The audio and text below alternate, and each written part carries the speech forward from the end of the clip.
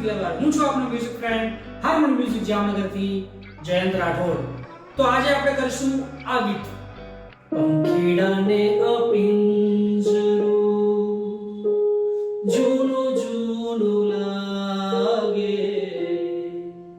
આ ગીત ઘણા બધા લોકોએ ગાયું છે, પણ આપણે જે આ ટ્યુટોરિયલ કર્યું છે એ ટ્યુટોરિયલ છે આશા ભોસલેજીએ જે ગીત ગાયું છે પંખીડાને અપિંજરું, આ એ ગીતનું ટ્યુટોરિયલ છે. તો જો અગર તમે ગીત નથી સાંભળ્યું તો પ્લીઝ મારી રિક્વેસ્ટ છે કે તમે ગીત જરૂરથી સાંભળો. તમારે YouTube ની અંદર જઈને સિમ્પલ સર્ચ કરવાનું છે પંખીડાને અપિંજરું બાય આશા ભોસલે, તો તમને એ ગીત મળી જશે અને તમે એને સાંભળીને આ ગીત વગાડી શકશો. બીજી વાત એ છે કે સારેગામાપધનિસામાં આપણે આ ગીતને કરીશું. એટલે કે તમે કોઈ પણ જગ્યાએથી સારેગામાપધનિસા જો શીખ્યા છો, જેમ કે પહેલી કાળીથી, ચોથી કાળીથી કે બીજી કાળીથી કે પહેલી સફેદથી, તો પણ તમે આ ગીતને આરામથી વગાડી શકશો. બસ કરવાનું ખાલી માત્ર તમારે એટલું જ છે કે આ વિડીયોને એન્ડ સુધી એટલે કે છેક સુધી તમારે જોવાની જરૂર છે. તમને જરૂરથી સમજાઈ જશે કે આ ગીત તમારે કેમ વગાડવું અને કેવી રીતે ગાવું. તો આવો શરૂ કરીએ આજનો વિડીયો.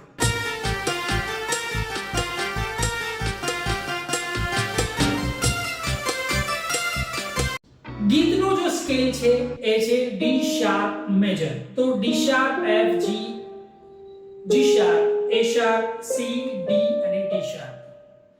પણ સ્કેલની ચિંતા તમે બિલકુલ ના કરો, હું તમને સ્ટેપ બાય સ્ટેપ બતાવીશ અને તમને સમજાય જરૂર જશે.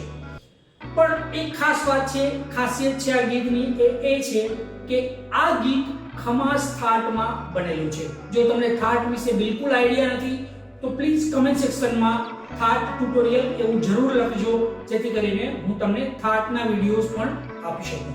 ખમાસ થાટની અંદર કોમળ ની આવે છે. તો સારેગામાપધની. તો તમે કોઈ પણ જગ્યાએથી સારેગામાપધનિસા વગાડતા હો, જેમ કે પહેલી કાળીથી વગાડતા હો, તો કોમળ ની ને ધ્યાનમાં રાખીને તમારે કરવાનું છે. સારેગામાપધની કોમળ ની છે. બાય ધ વે આપણે 1 થી લઈને 10 અલંકાર સુધી કરી લીધું છે સી શાર્પ સ્કેલ થી અથવા તો પહેલી કાળીથી. જો તમે વિડિયોઝ નથી જોયા તો ડિસ્ક્રિપ્શનમાં લિંક હશે, તમે જરૂરથી વિડિયો જોઈ શકો છો અને શીખી શકો છો. તો સારેગામાપધનિસા, પણ હું ડી શાર્પ સ્કેલ થી વગાડીશ. તો સારેગામાપધનિસા સા ની ધ પ મ ગ રે સા. કોમળ ની સાથે શરૂ કરતા પહેલા ચેનલને સબસ્ક્રાઇબ જરૂર કરજો અને સાથે નોટિફિકેશન બેલનો પણ ઉપયોગ કરજો, જેથી વિડિયો તમને પહેલે મળી જાય. જો તમે પણ કોઈ ગીત એવું છે જે ગુજરાતી છે અને તમે શીખવા માંગો છો સારેગામાપધનિસામાં કે સેમી વેસ્ટર્ન નોટેશનમાં, તો તમે મને કમેન્ટ સેક્શનમાં જણાવી શકો છો અને હું જરૂરથી પ્રયત્ન કરીશ કે એનો પણ વિડિયો આપને જરૂરથી જલ્દી મળી જાય. તો આવો શરૂ કરીએ આજનું ગીત. તો પહેલી લાઈન છે સારેગામાપમમ પંખીડાને અપિંજરું. એક વાતનું ખાસ ધ્યાન રાખીએ કે જ્યાં સુધી તમને સુર સાથે વગાડતા નથી ફાવતું કોઈ ગીત, ત્યાં સુધી એને લિરિક્સની અંદર કન્વર્ટ ના કરીએ. કેવી રીતે? સારેગામાપમમ. જો તમને આ ફાવી જાય છે તો તમે લિરિક્સમાં કન્વર્ટ કરી શકો છો. પંખીડાને અપિંજરું. બીજી એક વાત ખાસ ધ્યાન રાખીએ, તમને જેવું પણ ગાતા આવડે તમારે ગાવું જરૂરી છે સંગીતને શીખવા માટે. તો ગાવાનો પ્રયત્ન જરૂર કરીએ. આપણો અવાજ કેવો પણ હોય એનાથી આપણે કંઈ લેવા દેવા નથી, પણ જે ગીત આપણે વગાડવા જઈ રહ્યા છીએ એ ગીત જે આપણે સાંભળીએ છીએ એ રીતે આપણે ગાતા આવડવું જોઈએ. એનાથી ફાયદો એ થશે કે તમને તમારા ફિંગર્સ ઉપર અને તમારા માઇન્ડની અંદર એ જલ્દીથી તમને ફાવી જશે કે તમારે એને કેમ વગાડવું. ખ્યાલ આવ્યો? ફરીથી પહેલી લાઈન સારેગામાપમમ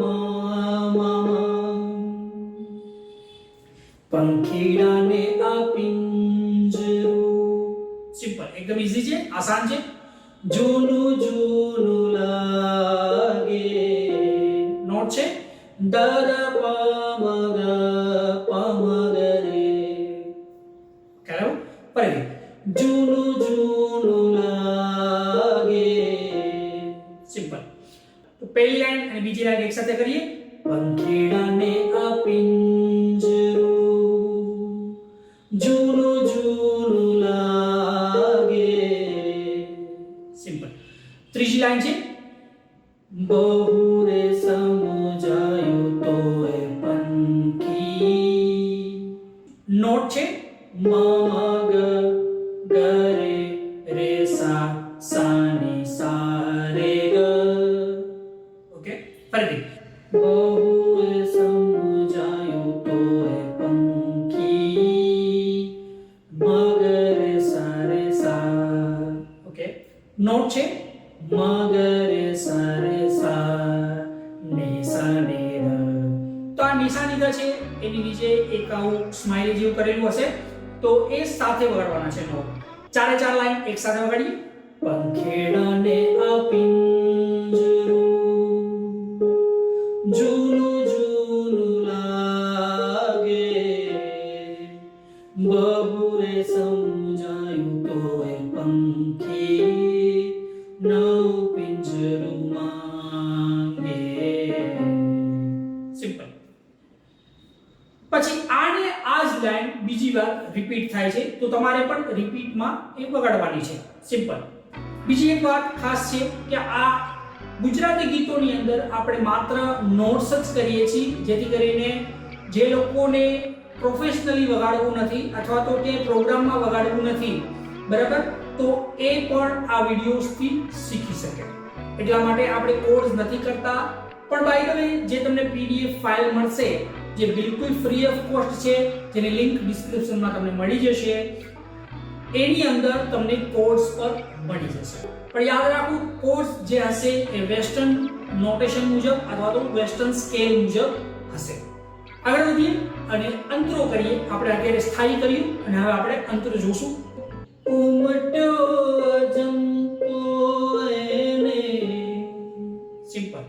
ધની સાની દ દ દ પ દ પ મ. સિમ્પલ નોટ છે ધની સાની દ દ દ પ દ પ મ. ખ્યાલ? જે રીતે આશા ભોસલેજી ગાય છે એ જ રીતે આપણે જઈએ છીએ અને તમારે પણ સાંભળવું જરૂરી છે. નોટ છે ધની સાની દ દ ની દ ની સા. ખ્યાલ આવ્યો? ફરીથી બે લાઈન ફરીથી.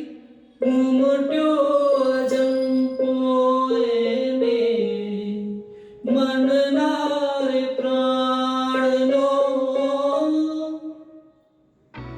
આ લાઈન બે વખત વાગે છે, બે વખત ગાય છે સિંગર, તો તમારે પણ એને બે વખત વગાડવાનો પ્રયત્ન કરવાનો છે. અણધાર્યો કર્યો મનોરથ. નોટ છે સા સા ની ધ પ ની ધ પ મ ગ. સિમ્પલ. સા સા ની ધ પ ની ધ પ મ ગ. દૂરના પ્રયાણનો મગ રે સા રે સા સા સા. ઠીક છે? ફરીથી ઉમટ્યો અજંપોથી એકવાર પ્લે કરી દઉં તમને. ઉમટ્યો અજંપો એને મનના રે પ્રાણનો અણધાર્યો કર્યો મનોરથ દૂરના પ્રયાણનો. ઠીક છે? સિંગરે ઘણા બધા વેરિએશન્સ કર્યા છે, પણ આ જે ટ્યુટોરિયલ છે એ એવા માણસો માટે છે જે રેગ્યુલર પ્રેક્ટિસ નથી કરી શકતા, તો એમને એ જે વેરિએશન્સ કરે છે સિંગર એ વગાડવા થોડું મુશ્કેલ હોય છે. તો ઈઝી વર્ઝન કરેલું છે, તો કદાચ એવું લાગે કે એના જેવું નથી વાગતું, સો ડોન્ટ વરી, તમે ગાઓ અને વગાડો અને તમને આનંદ આવે અને તમને સાંભળનારને આનંદ આવે, એટલો જ માત્ર પર્પસ છે. એ પછી જે લાઈન છે અડધી ઠેલ દેશ જાવા, જે લિરિક્સમાં કદાચ પ્રોબ્લેમ હશે મારા, તો તમે એકવાર ગૂગલમાં ચેક કરી શકો છો. અડધી ઠેલ દેશ જાવા લગન સિમ્પલ જ લાગે છે. તો પહેલી જે લાઈન છે પંખીડાને આ પિંજરું જૂનું જૂનું લાગે, એ જ રીતે આગળ આગળ વધતું જશે ગીત. અને જે બીજું અંતરો છે એ પણ બીજા પહેલા અંતરની જેમ સેમ જ વાગશે. ક્યાંક ક્યાંક નોટ ઓછા વધતા હશે, એ માત્ર ખાલી સિંગર જે હરકત કરે છે, જે વેરિએશન્સ કરે છે એનો ફરક હોય છે, બીજું કંઈ નથી હોતું. તો એ પણ તમે સાંભળવાનો પ્રયત્ન કરો, એને સમજવાનો પ્રયત્ન કરો અને વગાડવાનો પ્રયત્ન કરો. તમને નોટ્સ ખબર જ છે, ખાલી એક નોટ આગળ પાછળ અથવા તો એક નોટ વધુ ઓછો હોઈ શકે છે, બીજું કંઈ નથી. મને આશાની પણ વિશ્વાસ છે કે તમે ચેનલને સબસ્ક્રાઇબ કરેલું જ હશે. જો નથી કર્યું તો પ્લીઝ ચેનલને સબસ્ક્રાઇબ જરૂર કરજો અને સાથે નોટિફિકેશન બેલનો પણ ઉપયોગ કરજો, જેથી વિડીયો તમને પહેલે મળી જાય. તો મને વિશ્વાસ છે કે તમને અહીંયા સુધી ગીત સમજાઈ ગયું હશે. કાંઈ પણ ડાઉટ કે કાંઈ પણ પ્રોબ્લેમ હોય તો આપ મને કમેન્ટ સેક્શનમાં જણાવી શકો છો. તો ચાલો મળીએ આગળના વિડીયો લેશનમાં. ત્યાં સુધી બી મ્યુઝિકલ, સ્ટે મ્યુઝિકલ.